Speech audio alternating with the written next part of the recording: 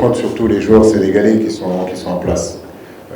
Aujourd'hui, on a une cinquantaine de joueurs qui sont là. Amad en fait partie.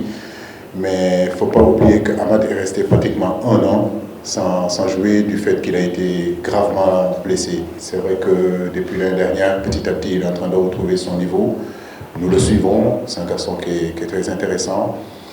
Nous avons des échéances très importantes, Grégoire, qui arrivent. Donc aujourd'hui, voilà les 25-26 joueurs que nous avons choisis.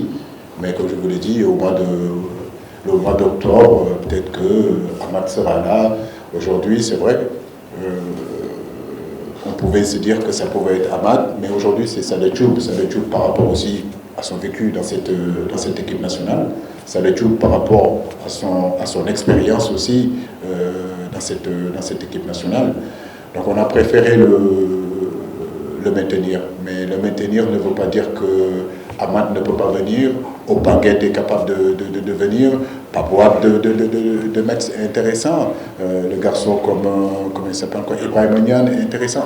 On a des pléthores de joueurs qui sont capables de venir dans cette équipe nationale. Mais malheureusement, le président ne me laissera pas prendre 30 jours ou 40 jours. Donc je suis obligé de m'arrêter à 23 joueurs et les 25-26 joueurs, vous croyez-moi, je me bats pour les avoir. Mais comme je dis, le groupe est assez ouvert à ce poste-là, surtout sur les côtés. Dès lors, Sadio, on essaiera de le faire jouer un peu plus devant. C'est vrai que sur les côtés, il y a d'autres garçons qui ont la potentialité pour venir nous rejoindre. Matar Sarr, on en a déjà parlé. C'est un garçon qui est pétri de talent. Et je le dis, je le répète encore, il faut lui laisser le temps de venir. Il faut lui laisser le temps de s'adapter au football de haut niveau. Si Tottenham se faisait pour lui, c'est une bonne progression pour lui, c'est un bon club pour lui. Voilà, nous allons suivre ça et puis de voir comment il va rentrer dans notre équipe, dans cette équipe nationale-là. Et Diao Keita Baldé, comme vous le savez, il fait partie de ces joueurs qui sont, j'ai envie de dire, qui sont en transition, qui sont actuellement, qui s'entraînent avec un préparateur physique, mais qui ne compétissent pas.